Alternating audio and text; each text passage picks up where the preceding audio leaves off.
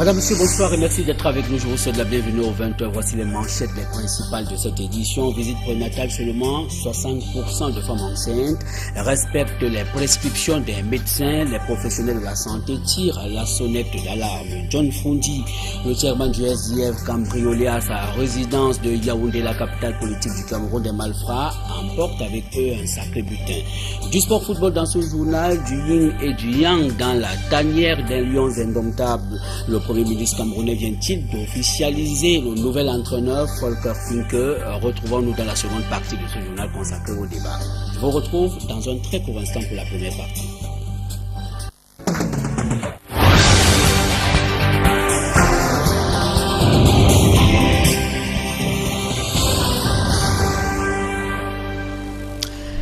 Célébration de la journée mondiale sans tabac. La commémoration, c'est le 31 mai prochain. L'Organisation mondiale de la santé révèle que 6 millions de décès sont enregistrés dans le monde entier par an. Cette institution ne cesse de tirer la sonnette d'alarme sur ce fléau qui affecte la santé des sujets fumeurs et non-fumeurs. Jean-Paul Souniat.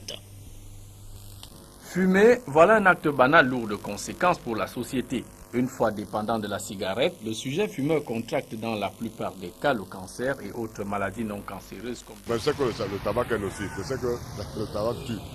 Il y a des maladies cardiovasculaires avec des AVC, des maladies cardiovasculaires avec des AVC, dont il y a plein d'affections qui sont causées par le tabac.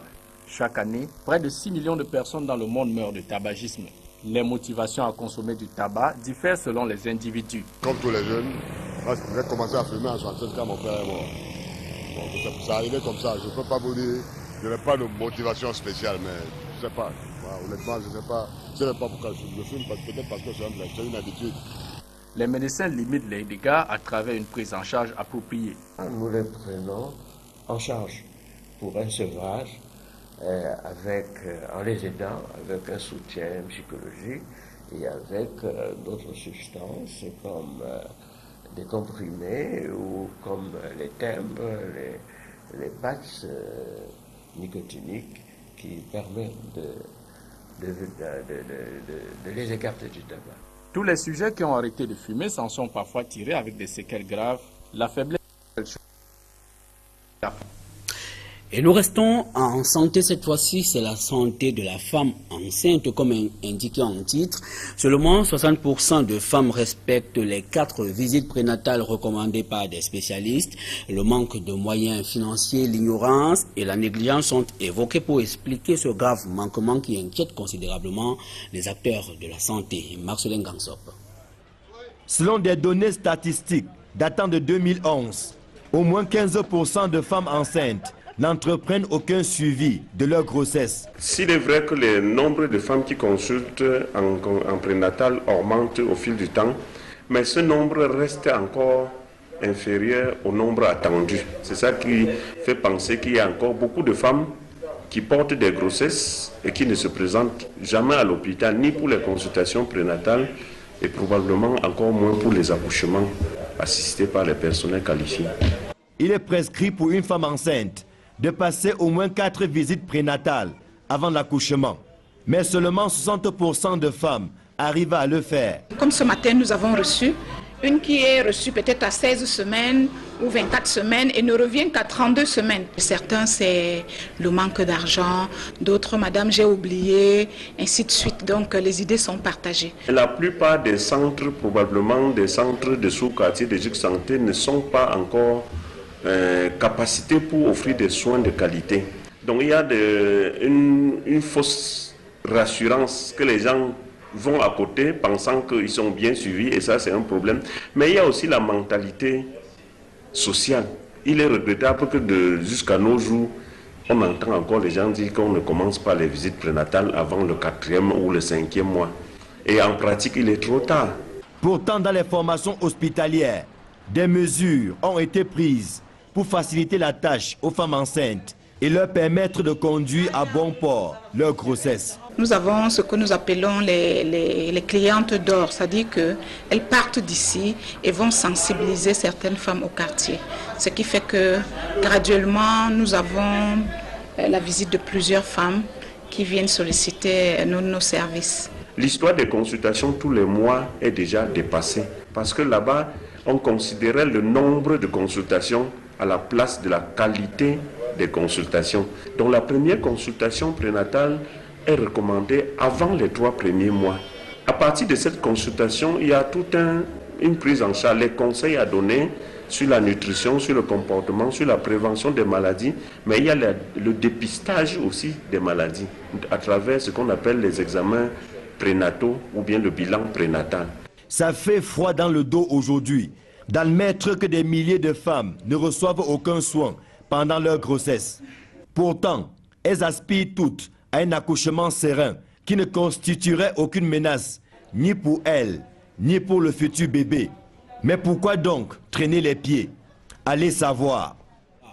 Des conséquences dramatiques aussi bien sur la mère que sur le bébé. Les professionnels de la santé tirent la sonnette d'alarme au moment où la courbe de la mortalité maternelle et néonatale ne cesse de grimper. Une fois encore, Marcelin Gangsop. Selon une enquête réalisée par le Fonds des Nations Unies pour la population, en moyenne 304 cas de complications obstétricales et néonatales sont attendus chaque jour dans l'ensemble des hôpitaux situés en zone urbaine.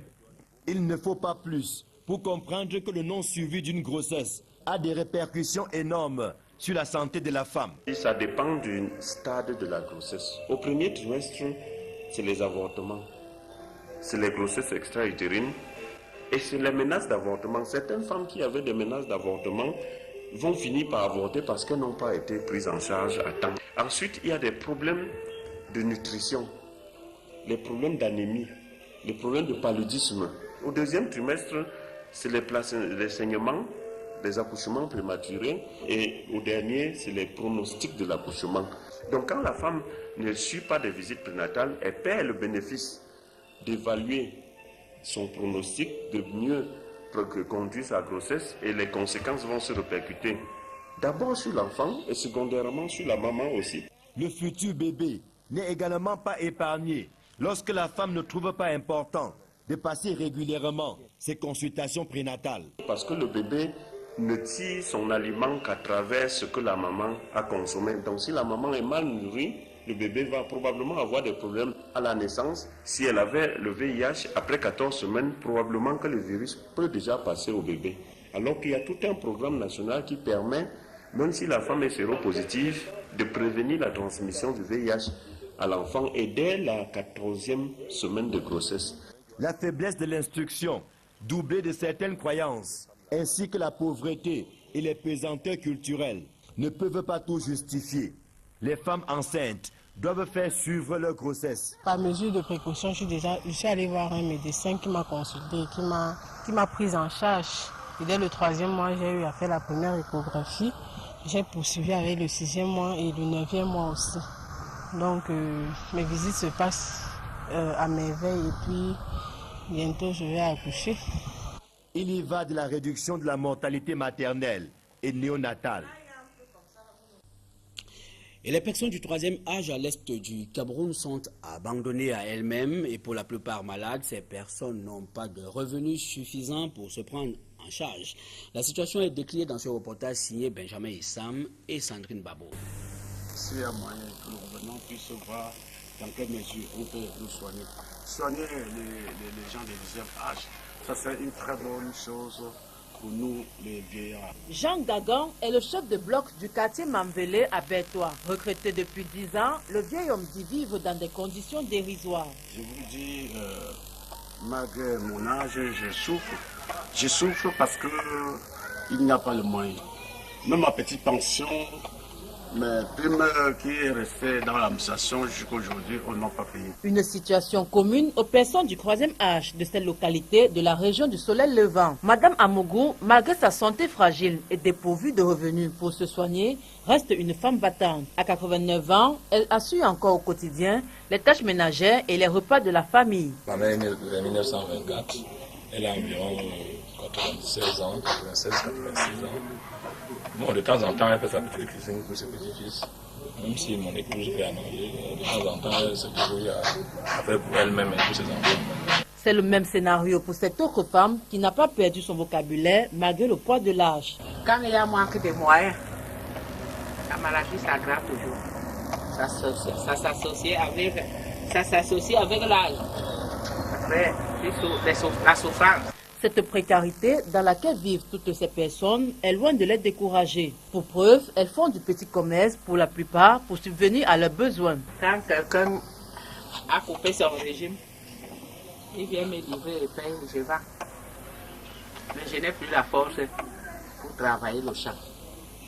Le jour que j'ai la force, le jour que je n'ai pas de force même, parfois même je n'ai même pas cette nourriture-là pour préparer. Par ailleurs, elle regrette le regard que portent les autres sur les vieillards. À la délégation régionale des affaires sociales pour l'Est, bien qu'il existe un service réservé à cette catégorie de personnes, aucune assistance ne leur est apportée. Bien plus, pas de structure ou maison d'accueil n'est construite.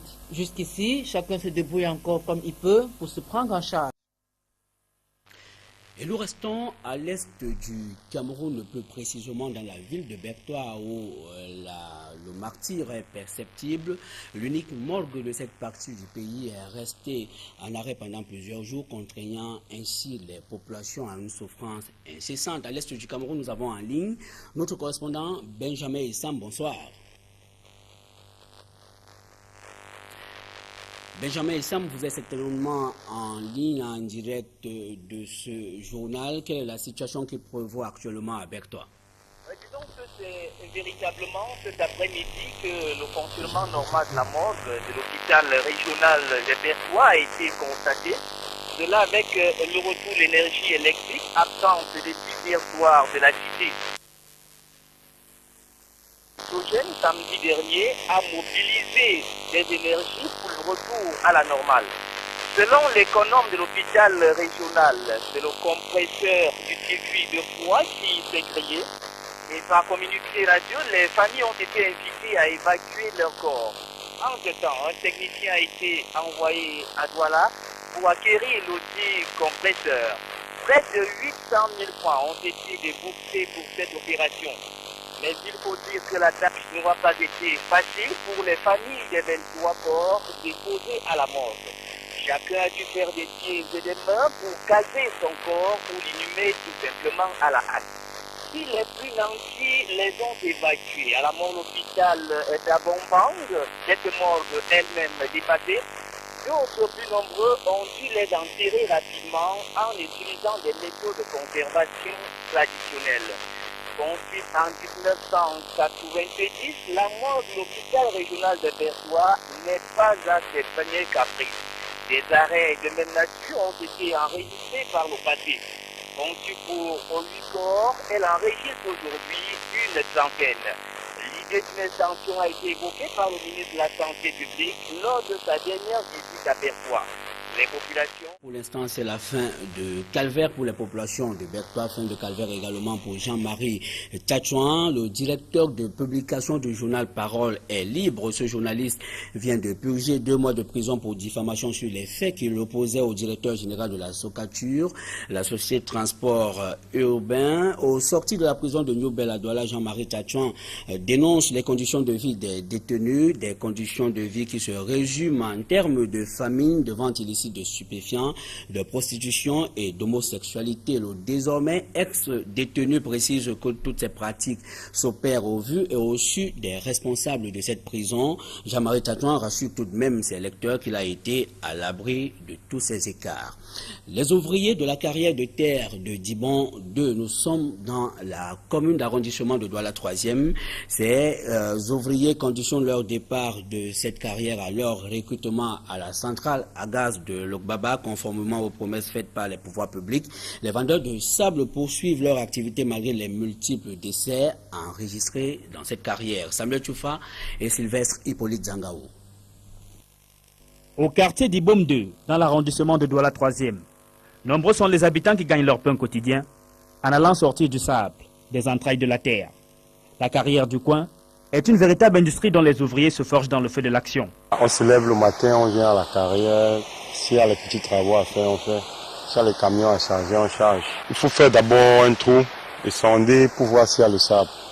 Ensuite, on va le mettre dehors. On peut aller même jusqu'à 7 5-6 mètres pour trouver de la bonne qualité du sable. Herman Foding et Daniel Kamga y ont accès une bonne partie de leur vie, malgré les difficultés. Ça fait 14 ans que je travaille dans cette carrière. Parce que quand les enfants fréquentent bien, on peut dire qu'on a au moins fait quelque chose. Grâce à l'argent de la carrière, j'ai ma petite famille, j'ai ma petite maison que j'ai construite.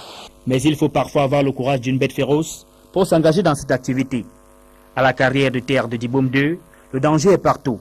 Les éboulements ne préviennent jamais. Les ouvriers travaillent dans le frisson, même si l'instinct de survie les amène à braver leur peur. J'ai perdu vraiment mon meilleur ami intime ici. Oui, si on peut compter les gens qui sont morts ici, dans mes yeux, je connais au moins 4. Quand tu sais que tu viens chercher de quoi te nourrir, le danger, tu vas d'abord mettre de côté. Gagner de l'argent dans un cimetière à ciel ouvert, il faut le voir pour le croire. Les ouvriers de cette carrière souhaitent que les pouvoirs publics les aident à trouver mieux. D'ailleurs, la solution semble ne pas être si loin. La centrale à gaz de Lokbaba est située à quelques mètres de là. Et ses habitants avaient reçu la promesse d'y être embauchés. Et ce crime crapuleux en Kongsamba dans le département du Mungo, un jeune homme vient d'être retrouvé calciné avec sa moto. Selon son épouse, la victime a été assassinée alors qu'il se rendait à Bagem pour le dépannage de la morgue de la place. Des détails dans ce reportage signé Cyril Djemba et Viviane Kamwa. Voici les restes de Jérôme Fokou, 32 ans. Il vient d'être retrouvé ligoté, calciné à côté de sa moto à quelques encablures du village Mouangé, localité située à quelques kilomètres de Kongsamba. Sur les causes de sa mort, les supputations vont bon train. Son épouse, abattue, raconte sa dernière entrevue avec son époux. Il est à la maison vers 18h30, il est servi à manger. Le téléphone ne fait que sonner à tout moment, il ne fait que sonner, mais mange même non. Là, je suis pressé, on a dit que les 2 mots que sont grillés. Il est donc quitté vers 19h, il est parti. C'est avec 4 quand un humain inconnu m'appelle en disant que c'est vous la femme de terre. Il dit que lui dit que voici le corps de Fokou Jérôme qu'on a volé à Mouangé. L'enquête préliminaire ouverte par les forces de l'ordre révèle que c'est un crime crapuleux. On révèle éventuellement qu'il s'agit d'une mort criminelle. Parce que la manière qu'on a trouvé ce garçon ligoté et calciné, je ne sais pas si c'est par vengeance, ou c'est par rancœur, ou par jalousie. Les investigations vont se poursuivre pour que lumière soit faite sur ce meurtre. Insécurité, encore de l'insécurité dans nos villes et campagnes. La résidence de Yaoundé de John Frondi, le chairman du SDF, a été cambriolée il y a quelques jours. Les présumés voleurs qui courent toujours auraient emporté avec eux un sacré butin, selon des sources. Yannick Mbazwa.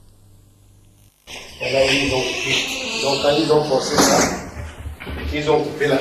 C'est par cette fenêtre, dans la nuit du 23 au 24 mai, que se sont introduits un groupe de malfaiteurs non encore identifiés dans la résidence du chairman né John Frondi. Ils sont entrés par ici, ils ont cassé là. Quand ils ont cassé, ils ont d'abord déchiré la partie ici, donc le grillage par en haut, pour ouvrir le bas. Et ils ont encore déchiré ici, et ils ont ouvert. C'est par là qu'ils sont entrés. Une fois à l'intérieur de la maison, ils se sont directement dirigés dans la chambre du chairman où ils s'y sont introduits après avoir défoncé la porte.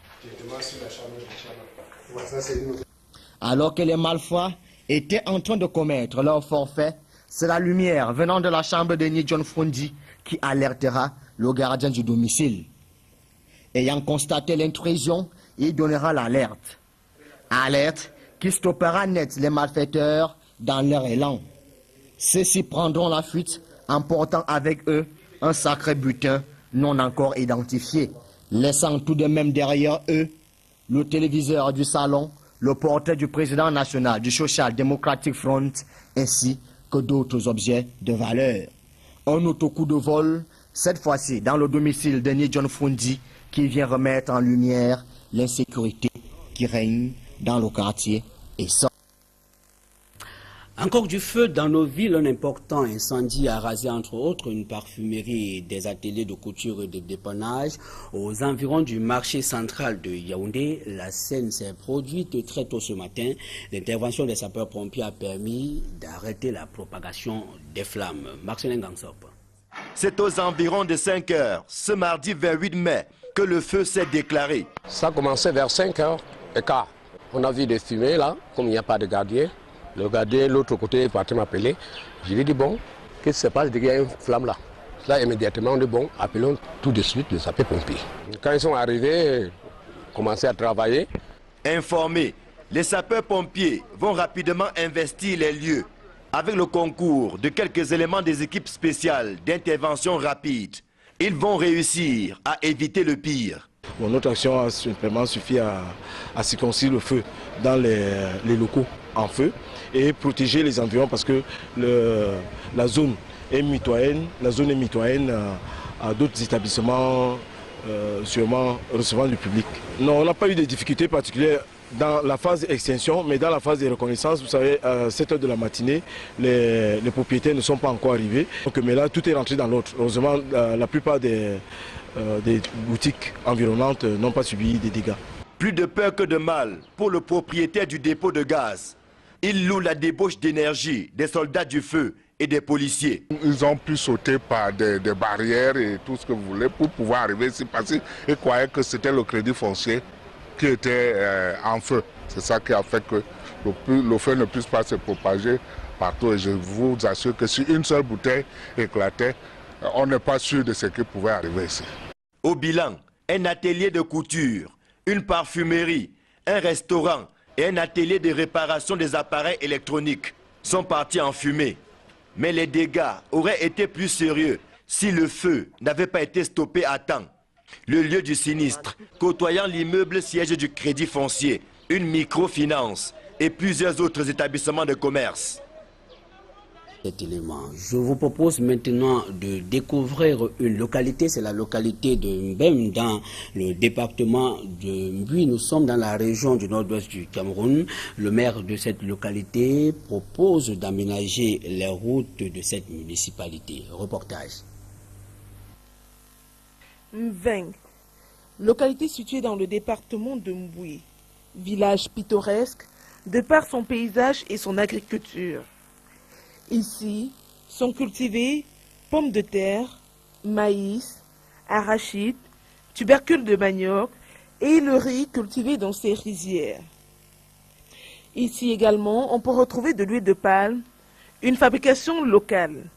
Dans l'optique d'offrir aux populations un lieu pour écouler leurs produits, le maire de Mveng a offert un marché à ses habitants. À cela s'ajoute la mairie qui vient d'être refaite. Des travaux qui vont se poursuivre dans d'autres secteurs d'activité. Si les agriculteurs produisent, ils doivent pouvoir écouler leurs produits sur le marché.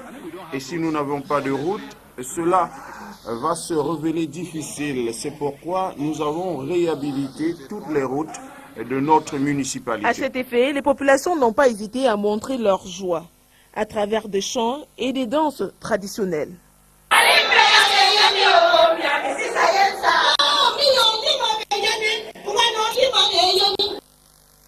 Et en sport, c'est un espoir pour ce Camerounais désormais champion du monde de la World Boxing Federation.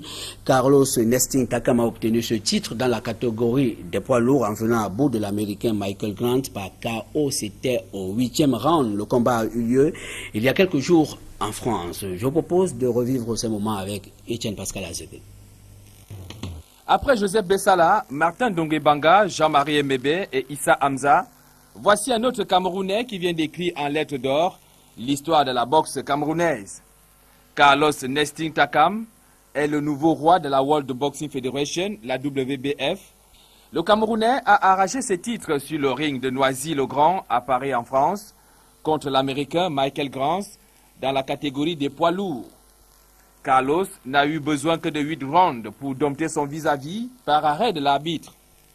À 33 ans, Carlos Takam affiche un palmarès impressionnant avec 29 combats livrés jusqu'ici, soit 28 victoires, dont 22 par KO, contre une seule défaite.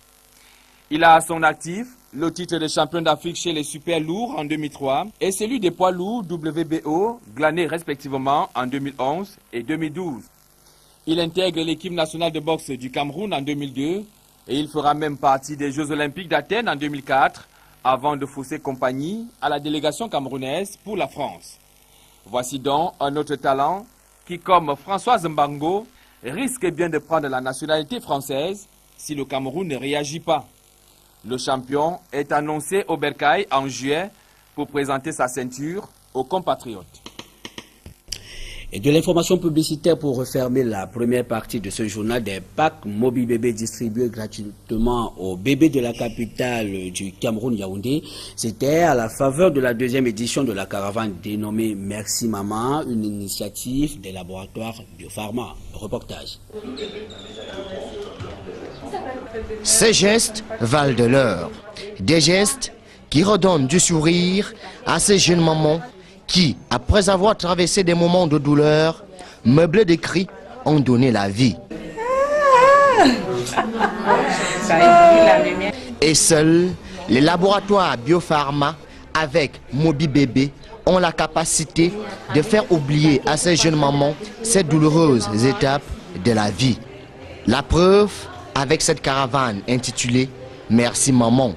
Ainsi, en cette deuxième édition, le sponsor officiel de la santé corporelle des bébés vient de remettre dans les maternités de la capitale politique des packs Mobi Bébé et des nounous à une centaine de bébés, des lots Biopharma aux infirmiers et des paniers complets aux médecins.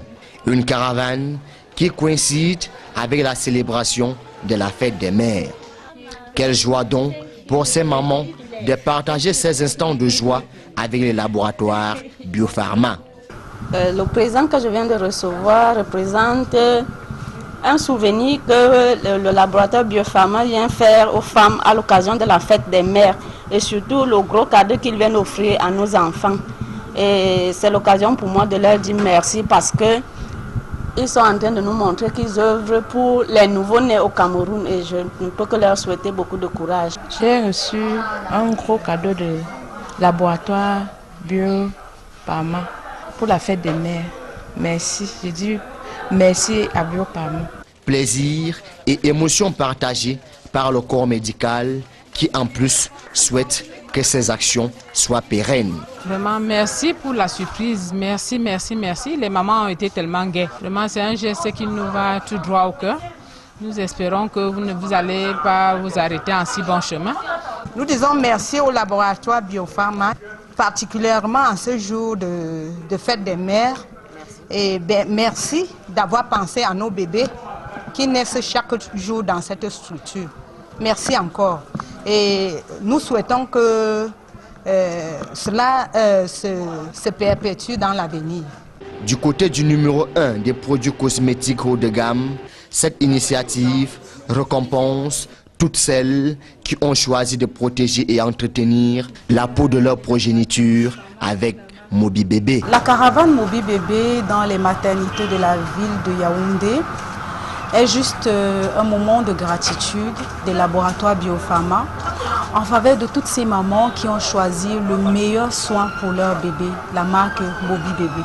Une action pérenne qui permettra à toutes les maternités du Cameroun de bénéficier gratuitement des packs Mobi Bébé. L'engagement des laboratoires Biopharma est d'apporter tous les jours les meilleures solutions pour le bien-être et le soin des bébés. Alors, après avoir parcouru les maternités de la ville de Douala, nous sommes à cette journée dans la ville de Yaoundé où nous avons fait la plupart des maternités de la ville. Nous nous déporterons l'année prochaine dans l'ouest du pays et l'objectif est de parcourir toutes les maternités du Cameroun. L'émotion a été à son comble lors de cette deuxième édition de la caravane Merci Maman. Un véritable élan de cœur des laboratoires Biopharma dans sa politique de mise en contact de la santé corporelle et les soins des bébés. Oh, merci Mobi Bébé pour ce qu'il fait pour les bébés. En sport, football, officiellement, le nom du nouveau coach tel qu'il était attendu n'est pas officialisé, n'est pas entériné. Et pourtant, le nom de l'Allemand Volker Finke continue d'alimenter l'opinion en l'absence d'un communiqué officiel comme il était attendu. Je vous propose de suivre ce reportage de Yannick Mbazo. Il y a une semaine, une information selon laquelle l'équipe nationale de football du Cameroun avait un nouveau sélectionneur en la personne de Volker Finker. Mais jusqu'à ce mardi 28 mai, aucun communiqué, ni du ministère des Sports, encore moins de la FECAFOOT, n'a affirmé cette information. Au ministère des Sports, la confirmation du nom du nouvel entraîneur de l'équipe senior du Cameroun pourrait être officielle dans les 2 prochains jours. Joint au téléphone, Raphaël Nkwa, l'homme par qui l'information a été rendue publique il y a une semaine, déclare que le communiqué sera officiel dans les 48 heures à venir. À la Fédération camerounaise de football, le seul entraîneur reconnu du point de vue administratif s'appelle Jean-Paul Akono. Il n'y a pas de vacances à la tête de la sélection. Il n'y a pas de décision qui a été prise jusqu'ici nommant un nouvel entraîneur. Donc administrativement, l'entraîneur reste Jean-Paul Akono. Par conséquent, la FECAFOOT marque tout son étonnement de voir figurer le nom de Volker Finker dans la liste de la délégation officielle pour le match amical Cameroun-Ukraine.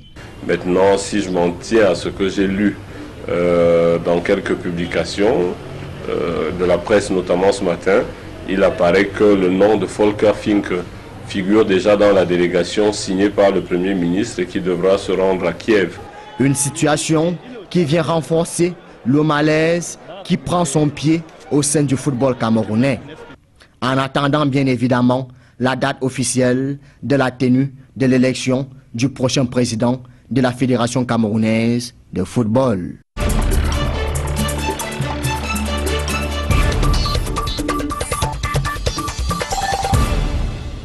De nous retrouver dans la seconde partie de ce journal consacré au débat. C'est du sport football qu'il est question ce soir avec notre invité Théophile Awana. Bonsoir. Bonsoir, c'est votre télévision qui m'honore, merci. Merci, vous êtes journaliste sportif. Nous revenons autour de cet imbroglio qui continue de régner sur la nomination officielle du nouveau coach de l'équipe nationale du Cameroun. Volker Finker figure en première place comme le coach principal. Est-ce qu'on peut dire en fin de compte qu'il est officialisé? Oui, on peut le dire. Nous sommes là pratiquement sur la fin de l'imbroglio. Vous avez parlé d'imbroglio tout à l'heure. Disons que c'est un coup de massue sur les supporters des Lions Indomptables. Du reste, ceux qui supportaient Jean-Paul Akono, qui avaient cru que jusqu'au dernier moment, l'État ferait encore confiance à celui-là qui avait été appelé à la rescousse suite au mauvais résultat de Denis Lavant il y a pratiquement 8 mois. Donc, c'est aussi, il faut le préciser, le rôle de l'État. Le rôle régalien de l'État et de la fédération de choisir l'entraîneur de l'équipe nationale Fagnon de football.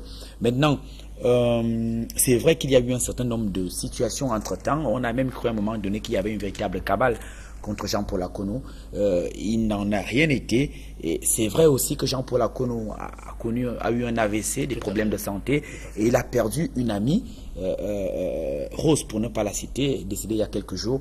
Donc c'est un certain nombre de situations sombres qui commençaient à annoncer effectivement que c'était difficile pour lui. Pour moi, je dirais que c'est la fin du suspense. Cette décision du Premier ministre met fin aux rumeurs. Elle officialise le choix du gouvernement et enfin, elle engage les Lions Indomptables vers un nouvel itinéraire dans un nouvel environnement. Mais pour autant, est-ce que vous avez le sentiment que les choses se sont déroulées dans le respect des canons administratifs et même des usages comme il est souvent question en la matière? Est-ce qu'il n'aurait pas été secourable que le texte ou alors que la nomination du nouvel entraîneur de la sélection du Cameroun soit plutôt entérinée par le ministre camerounais des Sports? Alors on pourrait dire que qui peut le plus, peut le moins. Peut le moins, effectivement. Il faut dire que tel que les choses étaient parties, on avait le sentiment qu'il y avait une véritable cabale contre Jean-Paul. Je crois que le Premier ministre a pris là un engagement fort, celui de dire que l'État a fait un choix, l'État l'assume. Parce qu'il faut quand même considérer que, quoi que l'on puisse dire, cette équipe des Lions Indomptables, elle a véritablement gagné contre le Togo, me direz-vous. Mais il faut dire sans un fond de jeu quand même acceptable. Donc, il y a un certain nombre d'éléments qui allaient contre Jean-Paul Akono, même si le fait d'avoir ramené l'équipe nationale à la 60e place mondiale, de l'avoir placée au niveau du premier rang de leur poule I, dans laquelle elle se trouve, et pour lui permettre de s'engager à nouveau vers une qualification pour le mondial 2014. Moi, je pense que s'il y a quelque chose qui n'a pas respecté les canons de l'officialisation, c'était la nomination de Jean-Paul Akono. On dit qu'elle est partie d'une note ou d'une note verbale du président Paul Biya vers le ministre des Sports qui a signé. On n'a jamais interrogé la Fédération camerounaise de football. Maintenant, cette nomination, il y a eu 2 missions à l'étranger, 2 missions ordonnées par le Premier ministre et la présidence de la République. Ces 2 missions ont permis de faire le choix et d'établir une shortlist. Il est vrai que Fink a été 4e de cette liste. Il reste quand même qu'il était dans la shortlist des 80 entraîneurs qui ont postulé. Donc, pour moi, c'est la voie la plus normale. La fédération est partie prenante. L'organe technique qui avait publié l'appel à candidature signé par le ministre des Sports, Adoum Garoua. Et aujourd'hui, la fédération est d'accord. Mais il faudrait aussi que les gens comprennent que lorsque nous avons un entraîneur local, il y a un certain nombre de situations qui ne peuvent pas être diligentées. Jean-Paul Akono est au Cameroun. Mais ça peut être une excuse aussi facile. Non, ce n'est pas une excuse. Vous verrez que dans le monde du foot, on ne peut pas fonctionner sans le sponsor de l'équipe. On a Puma. On ne peut pas dire que Puma n'est rien. On ne peut pas dire que Jean-Paul Akono, c'est notre entraîneur, on a besoin de lui. Mais il y a un certain nombre de choses qu'il faut. Lorsque l'équipe nationale s'engage dans un match amical, il faut déjà trouver ce match amical. Dans le cas d'espèce, c'est la fédération qui le cherche. Mais si, depuis que Fink est là, Folk Fink est là, en tout cas depuis aujourd'hui, vous verrez que Puma va le faire plus facilement.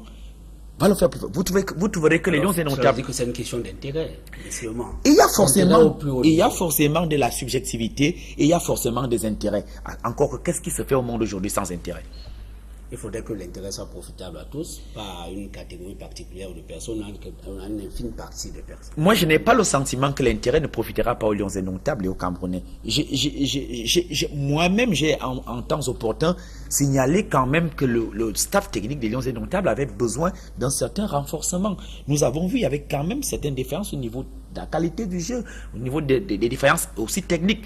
On aurait pu renforcer le staff en gardant Jean-Paul Akono, me direz-vous.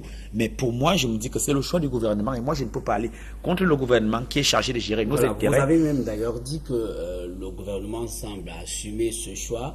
Mais qu'est-ce qui peut justifier le temps de carence observé entre les premières annonces dans les médias gouvernementaux et l'acte du Premier ministre aujourd'hui? Est-ce qu'il ne fallait pas tester tout simplement l'opinion nationale? Oui, moi je n'ai pas le sentiment que si le gouvernement décide de changer la donne, le peuple se mettra contre le gouvernement. Vous savez... puisque le gouvernement a choisi cet entraîneur, oui, pourquoi avoir attendu tout ce moment, plus de 5 jours, et moi, pour entériner sa nomination? Moi, je l'avais dit sur les plateaux, j'avais été invité, que M. Folk Fink ne peut pas se déplacer pour le Cameroun sans avoir le visa du Cameroun. Il n'est pas venu boire du vin de palme à Bankolo, il est quand même venu à Yaoundé avec le visa du Cameroun. C'est-à-dire qu'on l'a invité pour faire quelque chose. À partir de ce moment, ceux qui font la lecture doivent comprendre que ce monsieur est venu faire forcément ce qu'on était en train d'annoncer. Il est vrai que on se serait attendu à ce que l'officialisation de sa nomination se fasse de façon prompte et peut-être devant les médias, signature d'un gros contrat. Mais on est habitué à ne plus faire du pom-pom, comme on avait fait avec Pierre Le Guen, 100 millions de francs, 100 millions dépensés pour le recevoir. Les Camerounais ont dit non, c'était trop. Maintenant, on le fait sans sortir 100 millions, et ça énerve encore les Camerounais. En réalité, on ne sait plus ce qu'on veut. Mais ce que je sais, c'est que cet entraîneur avait un pré-contrat signé à Paris. Il avait un pré-contrat qui lui disait exactement qu'il avait 1 an à la tête de cette équipe nationale et qu'il gagnerait 13 millions de francs. 13 millions payés par le Cameroun. Payés par le Cameroun, en tout cas la FECAFO et le ministère des Sports savent très bien ce qu'ils font. Et une autre prime que lui versera certainement l'équipementier Puma. Oui, il y a toujours des primes de l'équipementier, il y a des primes des sponsors que sont Orange, que sont MTN, que sont PMUC, que sont les brasseries du Cameroun. Il y a toujours des primes qu'on leur alloue après 3 mois, je crois après 3 mois, ils reçoivent des primes. C'est une équipe bien payés, c'est des joueurs qui sont bien payés. On espère seulement que ce nouvel environnement fera diminuer les carences qu'on a pu noter sur le fond du jeu et que c'est une équipe forte, c'est une équipe vigoureuse, c'est une équipe super entraînée qu'on verra dans 3 jours contre l'Ukraine. Le match sera jugé au pied du mur. Est-ce qu'on peut dire une fois de plus que Jean-Paul Akono a été dupé parce qu'il y a un certain nombre d'assurances qui lui ont été avancées après l'appel à candidature internationale? On lui a dit qu'il pourrait conduire l'équipe jusqu'à un certain niveau, mais on voit aujourd'hui qu'il ne figure même pas dans le staff parce que Volker Fink est secondé par un Ghanéen qui a lui-même proposé. Oui, moi je crois que Jean-Paul Akono a été sourd et muet. Lorsqu'on l'a nommé, j'ai été très surpris qu'il déclare qu'il travaillait pour le Cameroun et qu'il n'avait pas besoin de contrat. On ne travaille pas dans le monde professionnel. Le seul soutien juridique de l'employé, c'est le contrat. Jean-Paul Akono n'a pas compris que quand on a un contrat, on est en sécurité. Il a voulu jouer avec le cœur. Il a compris parfois à un certain niveau, le cœur, ça ne marche pas. Donc pour moi, il paye un peu le prix de l'ignorance, le prix de la... d'avoir trop fait confiance dans le milieu des affaires. On ne fait pas trop confiance parce que le foot, c'est le business. Quand on ne le comprend pas, ça veut dire qu'on n'a pas compris grand-chose. Donc pour moi, il paye un peu le prix de ce qu'il n'a pas compris à un moment donné, qu'il fallait imposer un contrat. S'il avait eu un contrat il y a 8 mois, qu'il lui donnait 1 an ou 2 ans à Télé Lyon, personne ne l'aurait débarqué si facilement. Et si même on l'avait débarqué, on lui payerait tout le restant de ce qu'il allait passer à la Télé Lyon. Mais là, on va lui payer 6 ou 7 mois. Et il est malade, un AVC, on n'en sort pas si facilement. Il a perdu une amie. C'est un homme à réconforter. C'est un homme qui reste, vous savez, qui reste encore locataire dans le quartier Anguissa de Yaoundé. Donc forcément, vous me direz qu'il est à la direction technique où il gagne 1 million de francs de salaire mensuel. Mais je vous dirais que quand on a un AVC, on n'y sort pas facilement. Et parfois, le reste... donc ça va être difficile. Mais moi, ce que j'espère, c'est que l'État va continuer à prendre en charge cet AVC et nous annoncer qu'il dans 3, 4, 5, 6 mois que Jean-Paul Akono a été, c'est fortement et bien rétabli. C'est qu'ils font état de ce qu'il se porte de mieux en mieux. Théophile Awana, comment est-ce que vous entrevoyez le séjour de Volker au sein des Lions, lui qui n'a jamais entraîné une sélection nationale? Il faut dire qu'il y en a qui ne l'ont jamais entraîné aussi. Sélection nationale, Paul Leroy en 86, en 84, ne l'avait pas déjà fait lorsqu'il est arrivé. Philippe Redon était journaliste assez effi. Il n'avait jamais entraîné.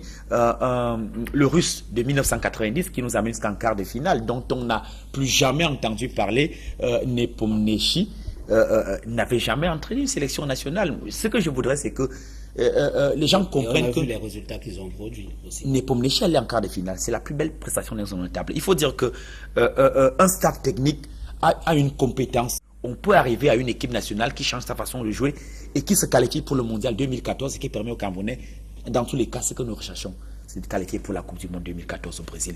S'il manquait cet objectif, je crois que là, Jean-Paul Akono aurait raison.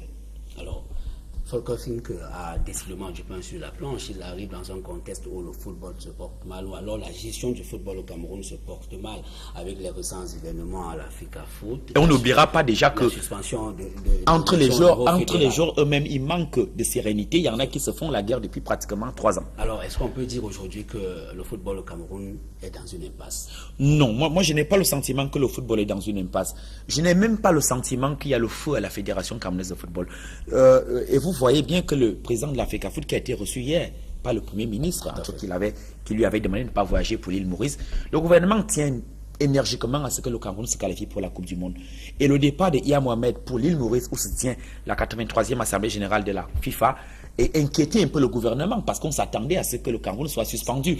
Et cette suspension a tellement fait peur au PM qui a convoqué Iya Mohamed en lui disant: allez dire plutôt à Sepp Blatter, sur haute instruction du chef de l'État. Voilà, allez dire à Sepp Blatter que l'État n'a pas suspendu parce qu'il annule, parce qu'il est contre vous. C'est juste des problèmes de sécurité. Lorsque cela sera fait, nous vous permettrons d'organiser une élection à la tête de la fédération qui, ma foi, risque de se passer fin de semaine prochaine. D'ici quelques jours. Donc je n'ai pas le sentiment que... Pour dire que ceux qui s'opposent à Iya Mohamed vont désarmer. Non, moi je vais vous dire quelque chose. Il faudrait que nous soyons sérieux.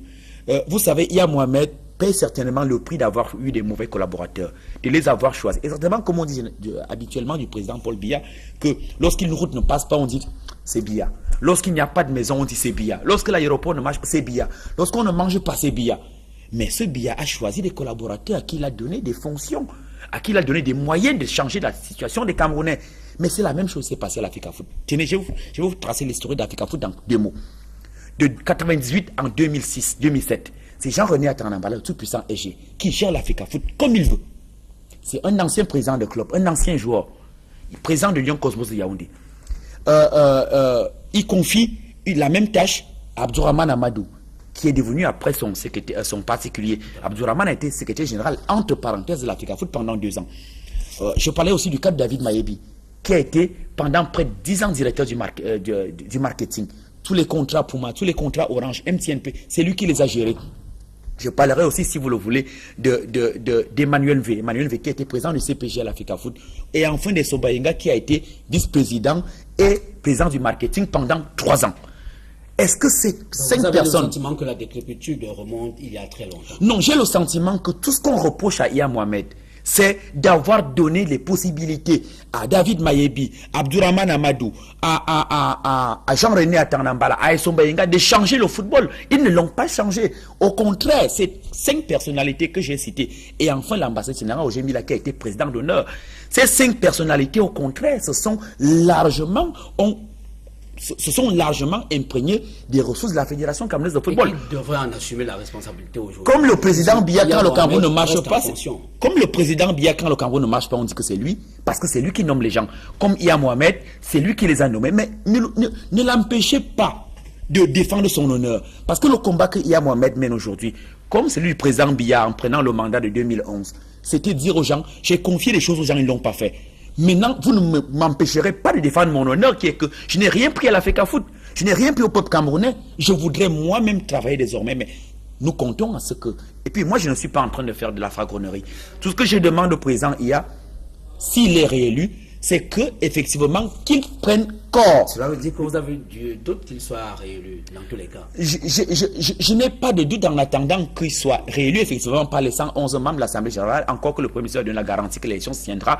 Ce que je voudrais, c'est qu'ils comprennent qu'il faut maximiser les ressources de la fédération. Il faut travailler pour que le football sorte de l'ornière.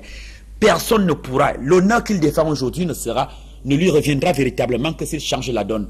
Mais on n'oubliera pas que c'est en confiant des responsabilités à des collaborateurs qui ont mal géré la fédération que le football est descendu dans l'enfer aujourd'hui. Mais le président Biya, comme le président Iya, je ne vois pas en quoi, même s'ils ne sont pas des saints, même s'ils ne sont pas des saints, je ne vois pas en quoi ils ont mis le pays là où il est aujourd'hui. Théophile, merci d'avoir accepté. C'est moi qui vous remercie. J'ai été honoré sur ce plateau. Bonne soirée, j'espère revenir très bientôt. Madame, monsieur, merci de nous avoir suivis. C'est la fin de ce journal. Restez connectés sur nos programmes. Je vous retrouve demain lorsqu'il sera 20h. Au revoir.